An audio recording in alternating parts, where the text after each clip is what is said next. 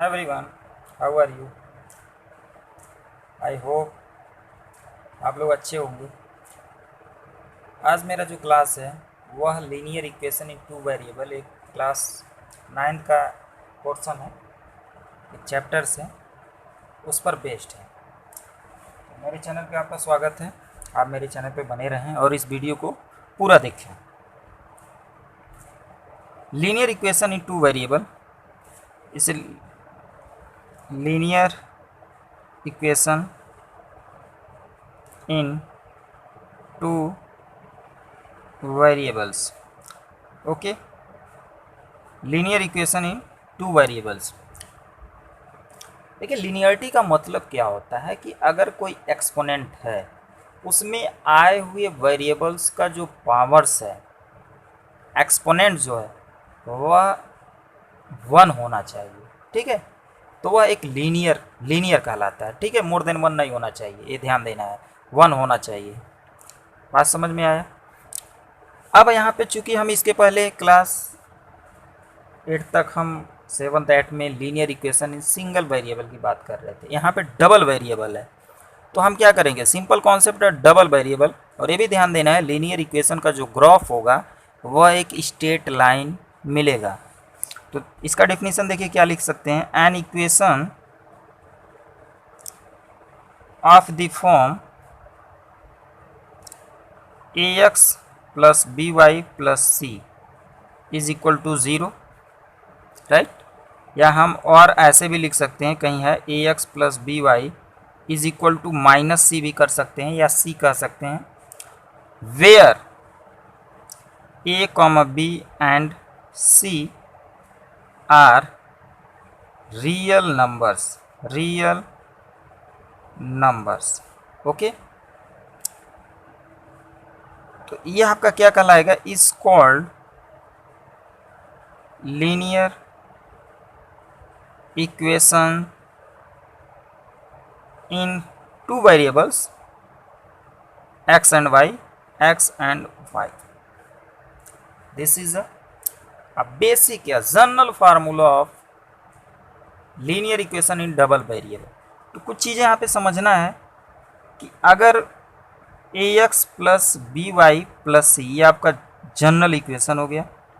This is a general या standard equation, standard या equation है, राइट। कंडीशन क्या है, ए बी और सी जो होगा वह आपका एक रियल नंबर्स होगा, R real numbers, and A does not equal to 0 and B does not equal to 0। या ए बी सी हम कोफिशिएंट ऑफ लीनियर इक्वेशन बोल सकते हैं, ठीक है। तो यह आपका एक नॉन जीरो रियल नंबर होगा, ए बी का यानी वाई का कोफिशिएंट बी जो होगा ये नॉन जीरो रियल नंबर होगा, ये ध्यान देना है। इन दोनों का कॉम्बिनेशन फॉर्म इस प्रकार भी लिख सकते हैं कि अगर ए स्क्वायर और प्लस बी स्क्वायर लिया जाए तो इसका जो सम होगा वह डज नॉट इक्वल टू 0 होना चाहिए, ठीक है। बात समझ में आया? भाई ये बताइए कि अगर ये 0 हो गया तो 0 इंटू एक्स ये 0 हो जाएगा, टर्म समाप्त हो गया, बचा क्या, वाई में। तो linear equation in single variable हो गया, वाई में हो गया सिंगल वेरिएबल, एक ही वेरिएबल हो गया। हमें यहाँ पे क्या करें, we talk about double variable. So how can it possible? So it means the coefficient of X and Y never be 0, right. अब इसी चीज़ को हम इस रूप में भी लिख सकते हैं कि अगर मान लीजिए कि इसी का अगर हम ग्राफ लिया जाए तो पहली बार तो स्ट्रेट होगा, लेकिन अगर हम इसे आप इस फॉर्म में भी लिख सकते हो, जैसे A X plus B Y plus C, ठीक है। ये आपका 0 है, तो इसे अगर हम y को इन टर्म्स ऑफ x लिखें तो यहाँ पे B Y is equal to मिल जाएगा, B Y is equal to minus A X minus C. तो y इज इक्वल टू क्या होगा, minus A by B into X minus C by A, ठीक है। बात समझ में आया? सॉरी यहाँ पे b होगा, ठीक है। ये चीज़ें हो गया। अब यहाँ पे अगर इसको एक अदर, चूंकि भाई रियल डिवाइडेड बाई रियल एक रियल होगा, डिवीजन ऑफ रियल होगा, तो इसके जगह पे एक और कोई रिप्लेस कर देते हैं, एक नया वेरिएबल टेकअप कर लेते हैं। तो y इज इक्वल टू अगर हम m इसे m मान लेते हैं तो ये mx और यहाँ पे क्या हो जाएगा, c हो जाएगा। तो जो स्ट्रेट लाइन का ग्राफ मिलेगा वह इस प्रकार भी हो सकता है, इस फॉर्मेट में भी हो सकता है, ठीक है। अब यहाँ पे ध्यान देना है कि जो यम है उसकी वैल्यू क्या है, where m is minus A by B and c is क्या है आपका माइनस सी बाई बी। यहाँ पे कैपिटल सी ले लिए हैं, कोई दिक्कत नहीं है, ठीक है। तो इस फॉर्म में तो यहाँ पे अगर हम कहते हैं the graph of this is always a line and M is a slope, ये आपका स्लोप होगा, उस ग्राफ का क्या होगा, स्लोप होगा, ठीक है। झुकाव ये एंगल को शो कर रहा है, स्लोप ऑफ यानी यम एक तरह से क्या है, ये आपका स्लोप होगा, स्लोप ऑफ द ग्राफ होगा, स्लोप ऑफ द ग्राफ, ठीक है। बात समझ में आया। Now moving to the its next portion, solution of linear equation, solution of linear equation, solution of linear equation भाई इक्वेशन, इसके पहले आपने पढ़ा है कि अगर लीनियर इक्वेशन है तो भाई वह एक यूनिक सोल्यूशन रखता था। Linear equation in single variable, वह एक सोल्यूशन के लिए क्या करता है, इक्वेशन क्या होता है, equation is a statement which satisfied a fix value of variable, या कह सकते हैं कि एक इक्वेशन क्या है, an equation is a algebraic relation which satisfy या that satisfied a particular value of unknown quantities, तो इक्वेशन होता है, तो हम उसी अननोन वैल्यूज को फाइंड आउट करते हैं। यहाँ पे डबल वेरिएबल है तो ये आपको पता होना चाहिए कि यह आपका इनफाइनाइटली मेनी सोल्यूशन होगा, ठीक है। It has infinitely many solution, linear equation in double variable, अगर कोई इक्वेशन है तो उसकी इनफाइनाइट मतलब अनंत सोल्यूशन होंगे, ठीक है। We can find out two real number such that they are satisfy the equation, वही आपका एक सोल्यूशन होगा। तो मान लेते हैं हम, अगर हम इसको एक्सप्लेन करना चाहें तो वी से दैट, मान लें x इज इक्वल टू यम ले लेते हैं और y की वैल्यू यानी वेरिएबल की जगह यन ले लेते हैं।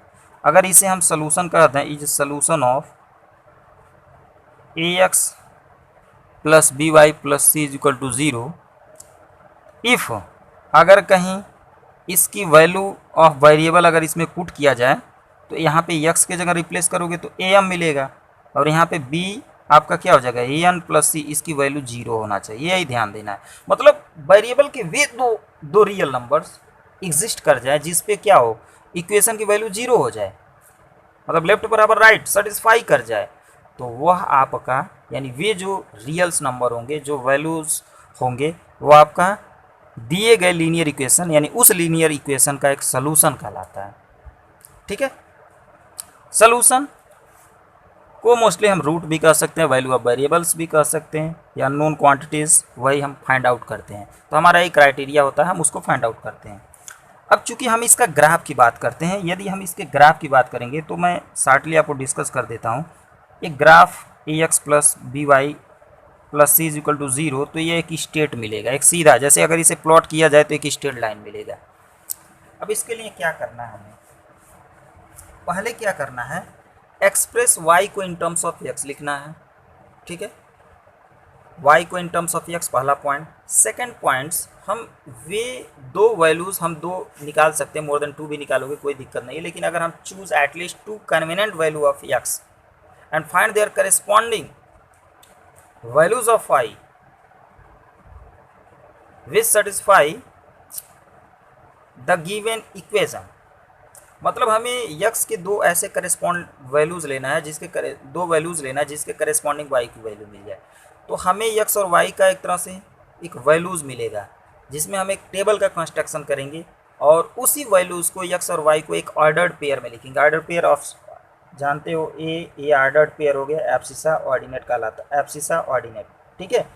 हम कोऑर्डिनेट सिस्टम में जब प्लॉट करते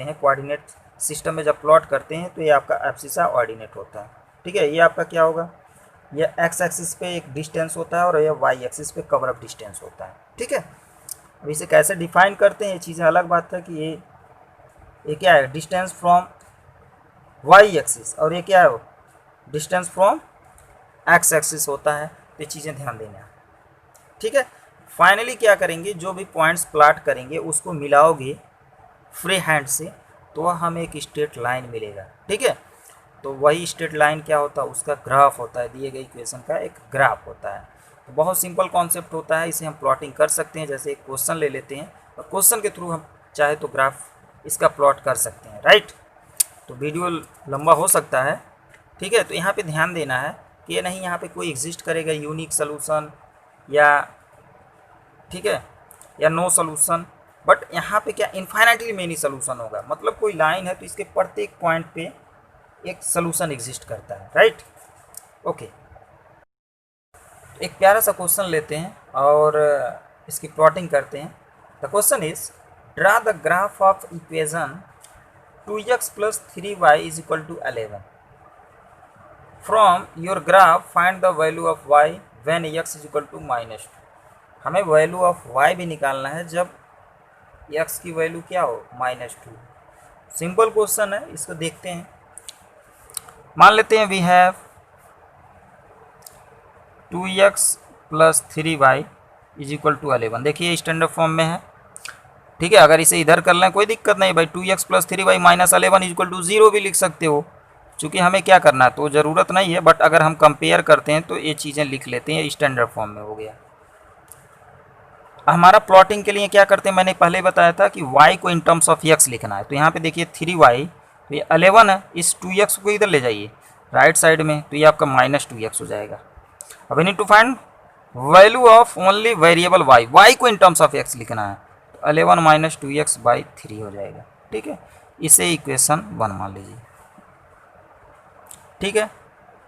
अब देखो क्या करना है, हमें x के करेस्पॉन्ड y की वैल्यू निकालना है। और यहाँ पे x का एक ऐसा वैल्यू लेना है कि y का वैल्यू रेशनल ना मिले, मिलेगा तो कोई दिक्कत नहीं, बट रेशनल ना मिले, वह एक होल नंबर में मिले, या कह सकते हो कि इंटीजर फॉर्मेट में मिले, होल नंबर नहीं सॉरी, इंटीजर फॉर्मेट में मिले तो बेस्ट रहेगा कि आपको प्लॉटिंग में कोई दिक्कत ना हो। तो अगर हम मान लेते हैं व्हेन अगर x = 1 लेना है, यहाँ पे देखिए, यहाँ पे x = 1, तो 2 1 = 2, 11 से 2 माइनस करेंगे तो क्या आएगा 9, और 9 क्या है 3 का मल्टीपल है, 3 का मल्टीपल है तो 3 से डिवाइड होगा, ठीक है, यानी 3 इज एग्जैक्ट डिवाइजर ऑफ 9। तो हमें एक इंटीजर मिल गया। तो यहाँ पे जब x = 1 लोगे आप, तो देन y = यहाँ पे पुट करके निकाल लीजिए फ्रॉम इक्वेशन 1 से। यहाँ पे लिख सकते हो पुटिंग x = 1 इन इक्वेशन, लेकिन कोई ज़रूरी नहीं है इसे बहुत ज़्यादा इसे वो करना, /3। तो ये आपका हो जाएगा 11 माइनस, यानी आपका 9/3, यानी 3 3 जा 9 हो जाएगा, ठीक है। एंड व्हेन x = अब देखो जैसे अगर हम 2 ले लेते हैं, प्लस माइनस करके x की वैल्यू लेते हैं, ध्यान देना x की वैल्यू क्या करिए, प्लस पे ट्राई करिए, +1 पे, -1 पे, 2 पे, +2, -2, 3, ऐसे करते आगे आप बढ़ेंगे, ठीक है। उसके करेस्पॉन्ड वैल्यू लेंगे। हमें 2 at least value of variable take up करना है x के, और उसके करेस्पॉन्ड y की वैल्यू फाइंड आउट करना है। तो अगर हम 2 ले लेते हैं तो 2 2 जा 4, 11 में से 4 माइनस करोगे, ठीक है, 11 में से 4 माइनस करते हैं तो 8 आएगा। अब 8 क्या है, 3 का मल्टीपल नहीं है तो नहीं डिवाइड हो पाएगा, तो आपके लिए दिक्कत है। इसलिए हम क्या करते हैं, अब ये ना हो कि कहीं नॉन टर्मिनेटिंग रिपीटिंग डेसिमल मिले, तो ऐसे को प्लॉटिंग करने में दिक्कत होता है। तो अगर हम 4 ले लें तो देखो 4 2 जा 8, और 11 - 8 क्या होगा 3, 3/3 यानी 1 आ जाएगा। तो x = 4 ले लिया जाए, तो then y = 11 - 2 × 4 divided by 3, right. और ये आपका हो जाएगा 3/3, यानी 1 आ गया, 1 आ गया। सिंपल कॉन्सेप्ट है, क्लियर है, इज इट क्लियर? 10 समझ रहे होंगे आप लोग। We have the following table, या इस तरह भी कर सकते हैं, let us construct a table, right. ऐसे टेबल आप बना सकते हैं, चाहे तो यहाँ पे ऑर्डर्ड पेयर भी बना सकते हैं, कोई दिक्कत नहीं है।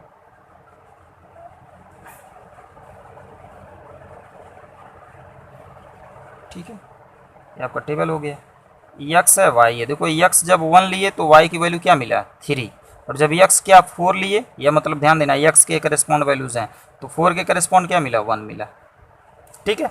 अब हमें क्या होगा 9 पॉइंट्स क्या मिले हमें, अगर हम ऑर्डर्ड पेयर बना दें तो 1 3 एक ऑर्डर मिलेगा, एक 4 1 मिलेगा। तो हम प्लॉट द पॉइंट्स कर सकते हैं, प्लॉट द पॉइंट्स, ये PTS ध्यान देना, पॉइंट्स इसे कोई भी नंबर ले सकते हो आप, 1 3 ऐसे ले सकते हो, एंड इसे 4,1 हो जाएगा। ठीक है, ये ऑर्डर पेयर में हो गया। राइट, ऑन द ग्राफ में, right, on the graph papers जो भी है। यहाँ पे देखिए ध्यान से, ये आपका स्ट्रेट लाइन हो गया, ये आपका हो गया हॉरिजॉन्टल लाइन को एक्स एक्सिस बोलते हैं, ये आपका ओरिजिन हो गया, ये आपका वाई हो गया, ये वाई डैश होता है, ये एक्स डैश होता है। ठीक है, ये आपका निगेटिव डायरेक्शन है, पॉजिटिव डायरेक्शन।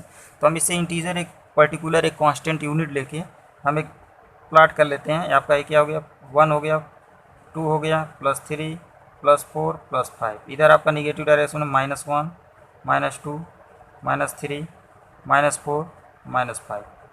ठीक है, इधर आपका आएगा 1 2 3 4, राइट, -1 -2 -3 -4। तो ये आप समझना है कि हम कि क्या है, हमें ये समझना है कि हम जो ग्राफ बना रहे हैं इस पे एक्स एक्सिस एक इंटीजर से एक पर्टिकुलर एक यूनिट डिस्टेंस ले लेते हैं, वो फिक्स कर लेते हैं, उतना मान लेंगे। या तो आप ग्राफ पेपर पे बना सकते हैं, चूँकि हमारे पास ग्राफ पेपर नहीं है तो हम इस तरह इस पर कैलकुलेशन कर रहे हैं, चीज़ें एक्सप्लेन करना है। तो पहला हमें प्लॉटिंग करना है 1 3। तो देखो एक्स एक्सिस पे पॉजिटिव डायरेक्शन पे 1 और वाई एक्सिस पे 3। ठीक है, तो एक्स और वाई, तो ये आपका ऐसे अगर हम इसे बनाएंगे, एक रेक्टेंगल का फॉर्मेशन करते हैं, तो आपका जो पॉइंट मिलेगा वह यही होगा। ठीक है, ये आपका पॉइंट हो गया, इसे बोल देंगे आपका 1,3 इसे मान लेते हैं कैपिटल ए ले लेते हैं, कोई दिक्कत नहीं है।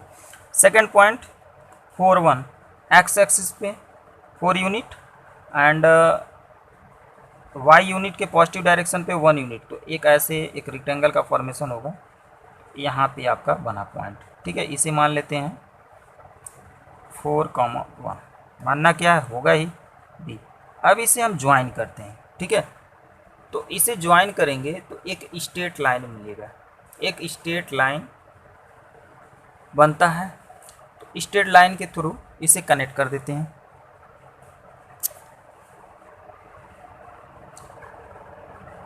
यह आपका ऐसे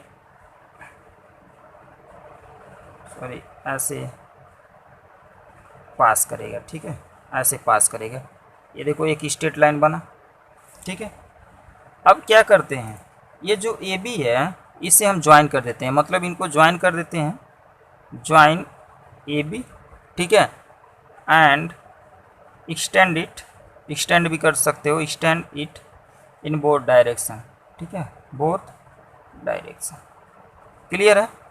तो यही आपका जो मिला वो आपका क्या है कि स्ट्रेट लाइन है दिए गए ग्राफ का। अब चूंकि देखो x = -2 पे हमें y की वैल्यू निकालना है, ग्राफ में x = -2 पे y की वैल्यू फाइंड आउट करना है। राइट, तो कुछ यहाँ पे पॉइंट मान लेते हैं, जैसे 4 है तो यहाँ पे क्या आएगा 5 आ जाएगा, यहाँ पे आपका -2 है। ठीक है, इस ग्राफ को और बढ़ाएंगे तो ये देखो -2 है ना, इस पे हम ऐसे जस्ट परपेंडिकुलर ऐसे ड्रा करेंगे। ठीक है, तो परपेंडिकुलर ऐसे ड्रा करोगे तो ये इंटरसेक्ट जहाँ करेगा, अब इसको हम एक्स एक्सिस के पैरेलल जब ड्रा करेंगे तो ये आपका यह वाई पे इंटरसेक्ट कर रहा है, वाई पे 5 यूनिट पे एक्सटेंड कर रहा है।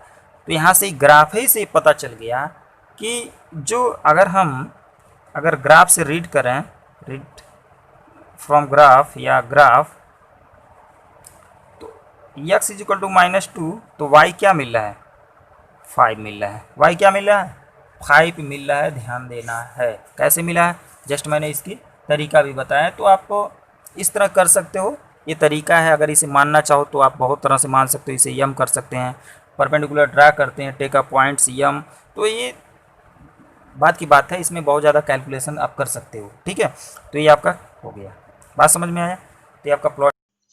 मिलते हैं नेक्स्ट वीडियो में। Thank you for watching this video.